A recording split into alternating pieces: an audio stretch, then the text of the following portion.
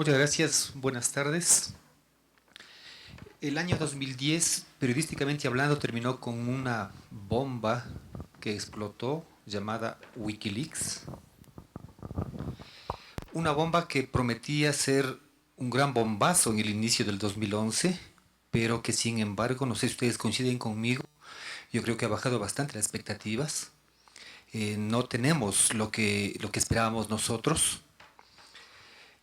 Justamente desde allí vienen las preguntas, las inquietudes que yo quiero plantear ahora. No voy a plantear absolutamente nada más que preguntas, porque no tengo yo definitivamente respuestas frente a eso. Y para ello voy a partir desde los puntos de vista de dos sectores distintos que manejan el tema Wikileaks. Ernesto Carmona, periodista argentino, y Michael Chossudovsky, periodista y analista canadiense, que cuestionan de alguna manera lo que está haciendo y lo que ha hecho Wikileaks. Y por el otro lado, un conocido analista y periodista español, Manuel Castells. A partir de Carmona y Chossudovsky voy a plantear algunas interrogantes. ¿Por qué la alianza entre Wikileaks y 5 grandes medios corporativos del mundo?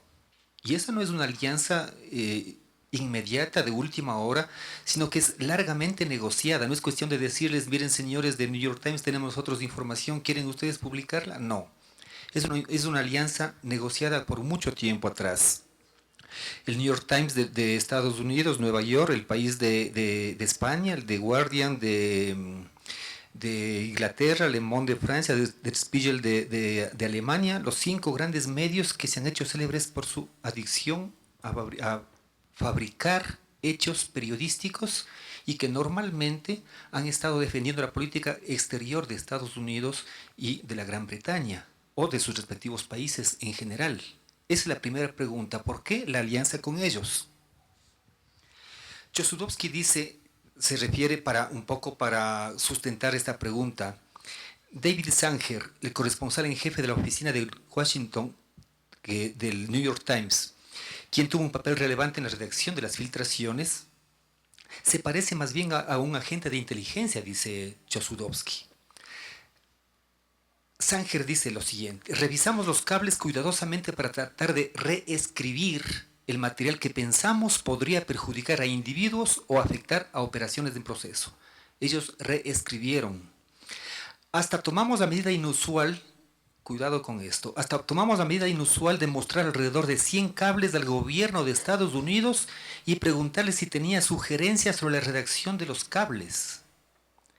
Es decir, si nosotros hablamos de libertad de expresión, censura, autocensura, independencia de los medios, en este caso, ¿qué es lo que sucedió? Que primero le presentaron al menos 100 cables, le presentaron al gobierno de Estados Unidos, al Pentágono, para que les dé autorización, les digan sí, pueden publicar o no pueden publicar, o cambien o pongan de esta otra manera. ¿Quién controla? Entonces viene aquí una segunda inquietud. ¿Quién controla, decide y supervisa la selección, distribución y edición de los documentos que están llegando al conocimiento del grueso del público? La respuesta es, obviamente, estos 5 grandes medios corporativos, los más grandes del mundo. Esos 250.000 documentos, como una pregunta adicional, ¿esos 250.000 documentos están disponibles en Internet para eventuales interesados en bucear sus contenidos? No lo están. Algún momento conversábamos en Ecuador Inmediato con Francisco Herrera y él decía que Ecuador Inmediato se bajó alguna información de Aporrea. Sí, aporrea.com tiene cierta información.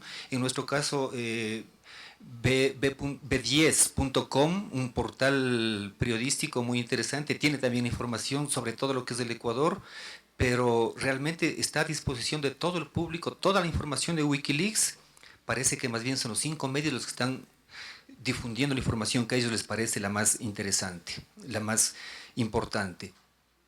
La otra pregunta es, ¿por qué no se actuó de la misma manera, en el caso actual de Wikileaks, por qué no se actuó de la misma manera con los papeles del Pentágono?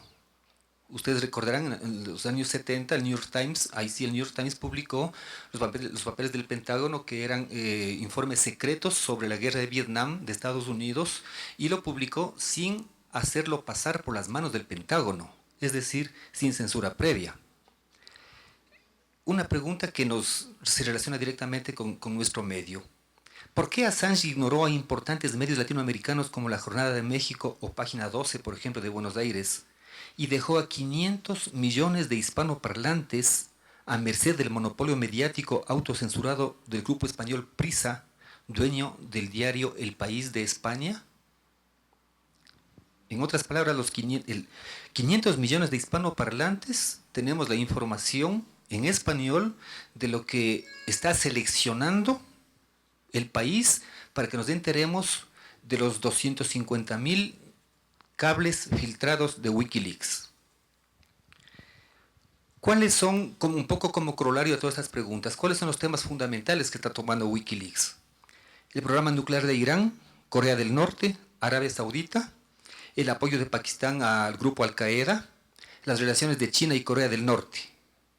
De vez en cuando este bombardeo ideológico produce también, como suele suceder en toda guerra en la cual interviene Estados Unidos, hay un daño colateral. Y alcanza pues a Alan García, Silvio Berlusconi, el Papa, que no son precisamente los blancos preferidos de los Estados Unidos, pero sí los primeros, los anteriores. Corea, Irak, todo lo que ha sido llamado por Estados Unidos como el eje del mal. Hay antecedentes que nos llevan a confirmar las inquietudes latentes en estas preguntas. Julian Assange, en una entrevista con The New Yorker en junio del 2010, dijo: nuestros objetivos principales son aquellos regímenes extremadamente opresivos de China, Rusia y Eurasia Central. Aunque esperamos ofrecer un espacio para quienes deseen revelar en Occidente conductas ilegales o inmorales de sus propios gobiernos y corporaciones. Aunque esperamos ofrecer un espacio. Lo central para ellos era China, Rusia, Eurasia Central. Wikileaks recibió del semanario británico The Economist un premio en el año 2008 y la revista Economist tiene una estrecha relación con las élites financieras de todo el Reino Unido. Finalmente, pues recordemos lo que Bernstein es un periodista que fue uno de los dos periodistas que lograron descubrir el caso Watergate, que determinó en última instancia la salida del presidente, la destitución del presidente del gobierno del país más poderoso del mundo, de Richard Nixon. Él luego, varios años después de aquello, escribió un libro sobre la CIA y los medios de comunicación. En ese libro decía, más de 400 periodistas estadounidenses han desempeñado tareas secretas para la CIA, según documentación de la misma agencia. Las relaciones de algunos de estos periodistas con la agencia eran tácitas, las de otros eran explícitas. Los reporteros compartían sus notas con la CIA. Los editores compartían sus ayudantes. Algunos de estos periodistas habían ganado el premio Pulitzer. Y no es que quiero retroceder a lo que sucedía en los años 70, de culpar todo a la CIA y a la burguesía. Cuando un niño nacía con 6 dedos, pues era culpa de la burguesía, y también alguna acción de la CIA podía haber por allí, pero como que los entretelones ahora pues de Estados Unidos son mucho más grandes y son más cuidadosos en lo que están ellos haciendo. De hecho, quienes más estaban infiltrados en esa época por la CIA fue la CBS, la NBC, la UPI, la P, la Reuters, Newsweek, New York Times, Miami Herald, entre otros grandes medios de los Estados Unidos. Esto para ver una posición. Veamos rápidamente la otra, la de Manuel Castells. Manuel Castells acepta que existe efectivamente un debate en torno a Wikileaks. Y él comienza con una frase que me parece muy interesante. No es que Wikileaks sea el Robin Hood de la información, dice. Es decir, aquel que le roba la información a los ricos para entregársela a los pobres. No es así. Sin embargo, Castells señala, dice, al momento al Pentágono, al gobierno inglés, les da pavor Wikileaks. Y en este momento para Castells eso es más importante que tomar en cuenta cuál es el financiamiento que tiene Wikileaks y cuáles podrían ser y por qué el interés de haber dado la información exclusivamente a 5 grandes medios corporativos del mundo. Castells dice, hay buena gente en el mundo, hay buenos militares, hay buenos servicios de inteligencia, hay gente que no quisiera asesinar, que no quisiera matar civiles, que no quisiera intervenir en las guerras y por lo tanto esa gente necesita dar a conocer esa información, esas denuncias de cómo están manejándose los gobiernos al interior, quiere mostrarla al mundo entero. Y en este momento tiene Wikileaks para hacerlo. Él mismo, Castell, señala cómo era antes, cómo eran los leaks anteriormente. Pues, y recuerdo el caso del New York Times, por ejemplo, cuando Judy Miller, una periodista estrella del New York Times, difundió la información sobre una información que fue entregada por el Pentágono diciendo que en Irak había armas de destrucción masiva. Ni siquiera había ido a confirmar aquello. De hecho, meses después de la invasión de Estados Unidos a Irak, se comprobó que aquello no era cierto.